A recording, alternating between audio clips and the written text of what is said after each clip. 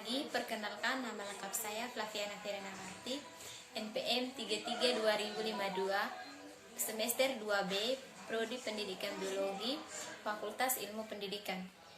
Di sini saya akan mau melengkapi tugas multimedia pembelajaran, yaitu tentang sistem sirkulasi pada manusia dan hewan.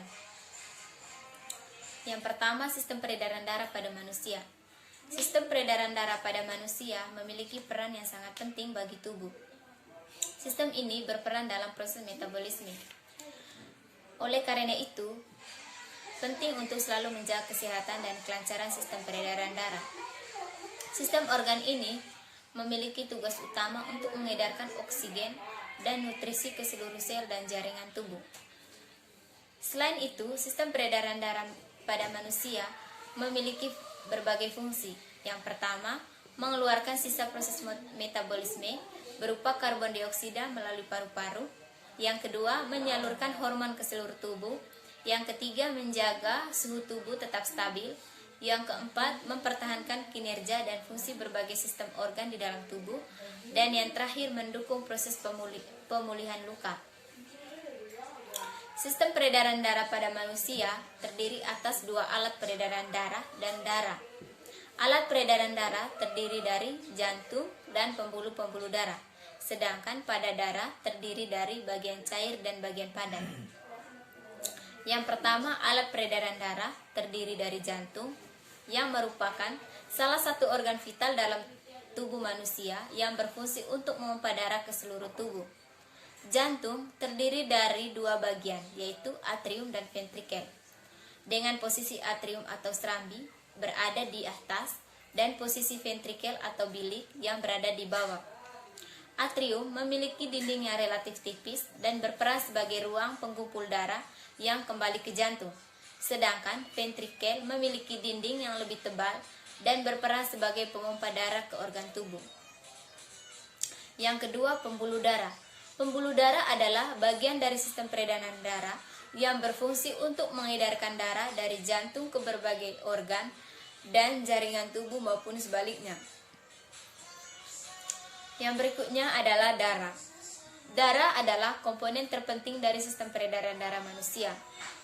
Darah berperan sebagai pembawa nutrisi, oksigen, hormon, dan antibodi ke seluruh tubuh.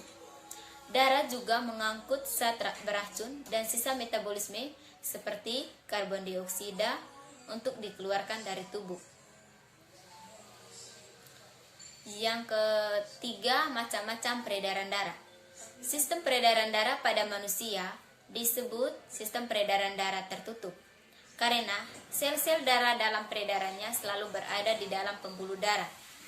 Sistem peredaran darah pada manusia disebut juga sistem peredaran darah ganda. Hal ini karena peredaran darah memiliki dua jalur yang melewati jantung, yaitu peredaran darah kecil dan peredaran darah besar. Peredaran darah kecil adalah peredaran darah yang dimulai dari jantung menuju ke paru-paru, kemudian kembali ke jantung. Sedangkan peredaran darah besar adalah peredaran darah dari bilik kiri jantung ke seluruh tubuh, kemudian kembali ke serambi kanan jantung. Yang kedua, sistem peredaran darah pada hewan.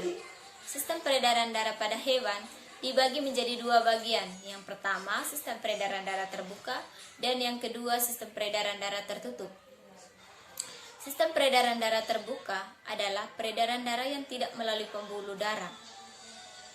Contohnya, moluska, yaitu hewan lunak yang bercangkang maupun tidak seperti cumi-cumi, siput, dan kerang. Yang kedua, antropoda, yaitu hewan yang beruas-ruas atau berbuku-buku, seperti serangga, laba-laba, dan udang. Yang kedua, sistem peredaran darah tertutup. Sistem peredaran darah tertutup adalah sistem yang mengedarkan darah dan getah bening di dalam pembuluh yang rumit. Darah dan getah bening secara tidak langsung diedarkan di dalam rongga tubuh. Semua hewan vertebrata atau bertulang belakang memiliki sistem peredaran darah tertutup di dalam tubuhnya. Seperti yang pertama, Annelida. Annelida adalah filum yang berisikan kelompok cacing bersegmen. Annelida memiliki sistem peredaran darah tertutup tanpa jantung. dan annelida dipompa oleh 5 lengkungan aorta yang dapat menggantikan fungsi jantung. Annelida juga tidak memiliki paru-paru, tetapi dia bernafas menggunakan kulitnya. Yang kedua, amfibi. Amfibi tidak memiliki paru-paru. Sebagai ganti untuk bernafas, dia menggunakan kulit. Amfibi memiliki 1 jantung dengan 3 bilik jantung. Yang ketiga, reptilia. Peredaran darah reptilia mengalirkan darah dari paru-paru ke jantung, lalu dialirkan kembali ke seluruh tubuh.